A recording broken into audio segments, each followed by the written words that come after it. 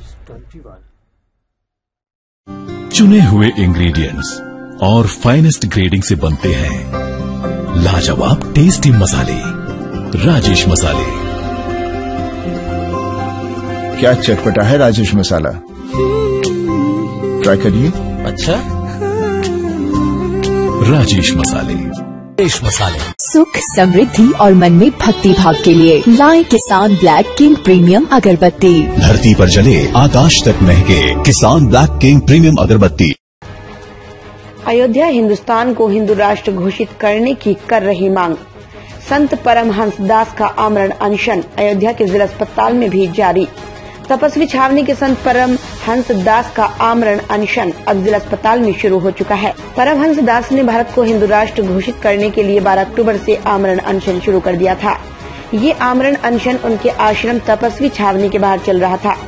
मंगलवार को 9 दिन पूरा होने के बाद उनका वजन 9 किलो घट चुका था, जिसके बाद स्वास्थ्य विभाग की सलाह पर पुलिस प्रशासन ने देर रात उनको उठाकर जिला अस्पताल में भर्ती कराया।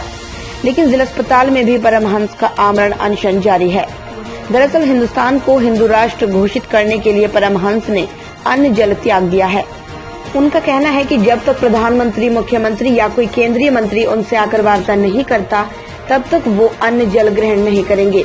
विगत 12 अक्टूबर से परमहंस दास अपनी तपस्वी छावनी के बाहर आमरण अनशन शुरू किया था, लेकिन जब स्वास्थ्य विभाग और पुलिस ने देखा कि प्रतिदिन उनका 1 किलो वजन घटता जा रहा है, तो आमरण अनशन के 9वें दिन स्वास्थ्य विभाग की सलाह पर पुलिस ने उनको उठाकर जिला अस्पताल में भर्ती कराया, जहां पर उनका आमरण अनशन जारी है।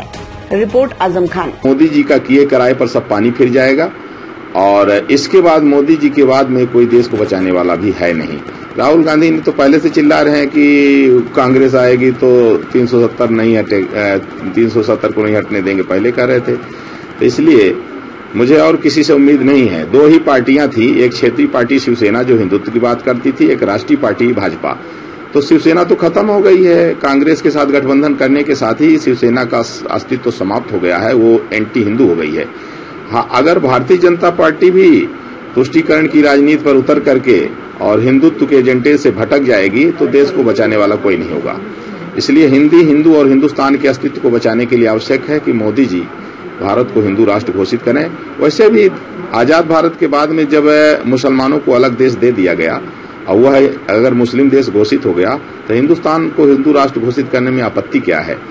तो इस मांग को लेकर के मैं अडिग हूँ और सभी देशवासियों से मैं अपील कर रहा हूँ हाथ जोड़ करके कि पूरे देश में जो हमारे समर्थक हैं, तमाम हिंदूवादी संगठन, क्योंकि हमारा समर्थन आरएसएस कर रहा है, विश्व हिंदू परिषद कर रहा है, बजरंग दल कर रहा है और तमाम हिंदूवादी संगठन कर रहे हैं, तो उनसे अपील है कि किसी तरह से हिंसक प्रदर्शन न करें, उग्र प्रदर्शन न करें, शांतिपूर्ण ढंग से इस मांग को आगे बढ़ाएं।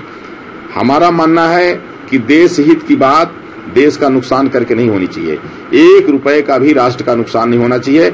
यदि किसी ने दुस्साहस करके उग्र प्रदर्शन किया या हिंसक प्रदर्शन किया तो उसके ऊपर विधिक कार्रवाई होगी, उसका मैं जिम्मेवार नहीं हूं।